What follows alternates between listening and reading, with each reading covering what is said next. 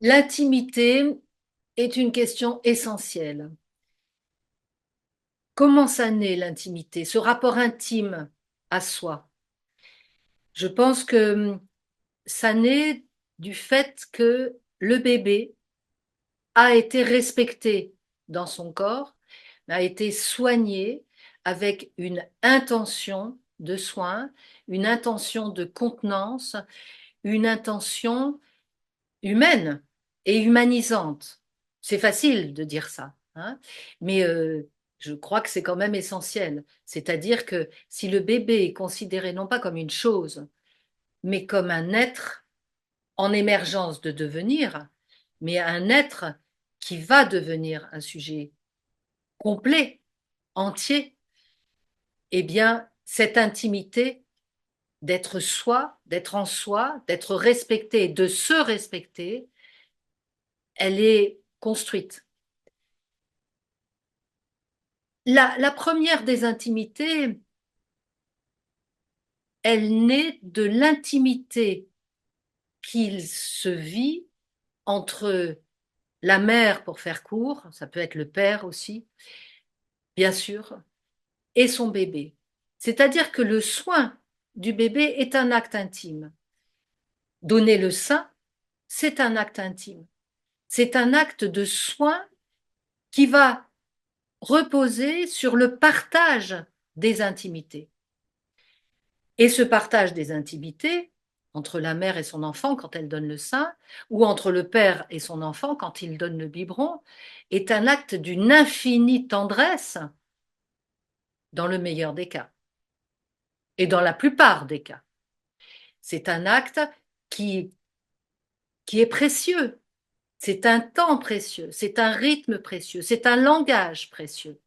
Il y a un partage des corps à ce moment-là.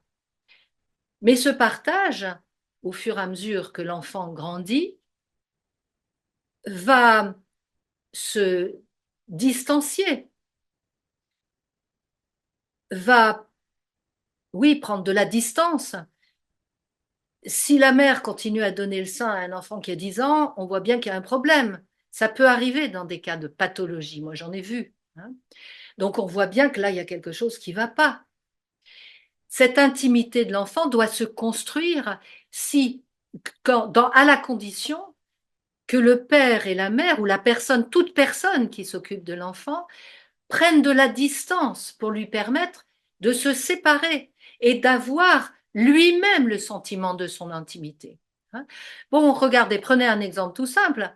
Un bébé prend le sein, il est dans le corps de l'eau, il est, voilà, il y a ce partage corporel. Le biberon, c'est pareil, il y a une proximité des corps.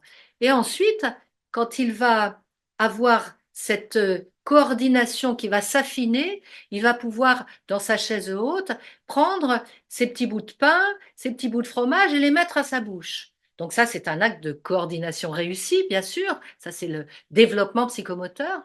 Mais ça veut dire aussi qu'il va maîtriser ce qu'il a dans sa bouche, c'est-à-dire ses orifices. Hein. Quand le bébé, quand le petit commence à maîtriser ses sphincters, eh bien, c'est quelque chose de hautement symbolique. C'est-à-dire qu'il maîtrise les entrées et les sorties de son corps. Donc, c'est des actes qui sont extrêmement essentiels et qui lui permettent ensuite d'avoir la maîtrise de son propre corps dans son intimité. Et un moment extrêmement important, c'est le moment de la toilette. C'est-à-dire quand l'enfant va pouvoir faire tout seul sa toilette. Alors ça peut se passer à 7 ans, 8 ans, bien sûr, mais s'il n'y a pas ce partage de cette possibilité pour l'enfant de faire sa toilette tout seul, il ne peut pas accéder à son intimité. Donc on voit que l'intimité est une évolution de tous les jours dans le développement d'un enfant et c'est un sens profond de son identité. Je m'appartiens. Mon corps m'appartient, je suis mon corps.